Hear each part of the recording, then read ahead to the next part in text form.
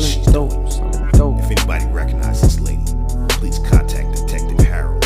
Okay, the neighbors think I'm selling dope, selling dope, selling dope, This selling lady is dope, taking selling Nosy dope. Neighbor to the next Yeah. level. I don't want no picture with the president, I just wanna talk to the man.